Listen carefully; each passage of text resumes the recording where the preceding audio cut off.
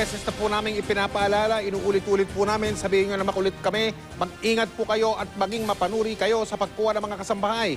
Dahil baka yung inyong pinagkakatiwalaan o pagkakatiwalaan, siya palang gagawa ng kalokohan. Katulad na lang itong pakikita namin isang kasambahay na nahuli kam na minamaltrato ang inaalagaan niyang lola na nakaratay, siyempre walang kalaban-laban. Nakatutok si Isay Reyes. Huling-huli sa CCTV kung paano minaltrato ng kasambahay na si Emily Magbanwa ang nakaratay ng 85 taong gulang na si Lola Rosa, di niya tunay na pangalan. Sa kuha nitong July 16, habang pinapakain ng kasambahay si Lola Rosa, hinampas niya ang kamay ng Lola at sinungal-ngal ang kutsara sa bibig. Tila mas nanggigil pa ito habang pinupunasan ng bimpo ang matanda. Si Lola tumalikod na lang. Tila ba kinimkim na lang ang sakit na natamo. Pamilya yung naging turing ko sa kanya kahit bago pa lang siya. Yung hinihingi ko lang na bantayan niya nanay ko sa oras na wala kami. Pero hindi pa pala natatapos ang kalbaryo ng matanda dahil inikot ni Emily ang kamay ng lola sabay suntok sa ulo.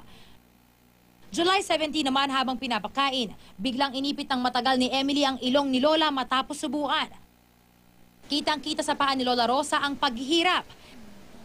Niyugyug pa niya ang ulo ni Lola. Sa tagpong ito, biglang nakita ng apo ni Lola Rosa sa kanilang computer monitor na tila iba ang kilos ng kasambahay. Kaya sa video, makikitang lumabas ito sa kapinanood ng pagpapakain sa kanyang lola. Ang tingin niya parang may ginagawa sa lola niya. Tumakbo siyang palabas. Humarap siya dyan sa may apaanan ng lola niya. Nung nandyan siya, maayos naman. Maayos ang pag-ano. Pero iba yung kutob niya eh. Kaya binalikan daw ng apo ang mga video noong nakaraang araw at dito na kumpirmang inaabuso nga ng kasambahay ang lola. Agad silang nagtungo sa barangay at nagpa-blotter sa pulis.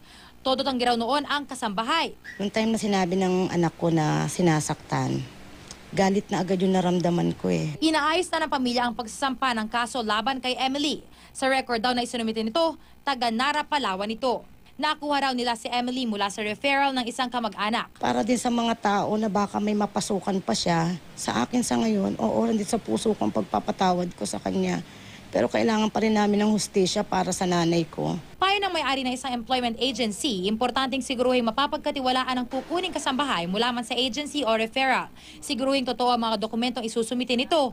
Maaari raw magsagawa ng sariling background check. Huwag rin palampasin ang mga mahuhuling kalokohan nito dahil dito raw sila nawiwili. Huwag tayong masyadong lenient. We should set our own house rules. Sabihan natin sila may hidden camera kami in place. Isay Reyes, Nakatutok, 24 Oras.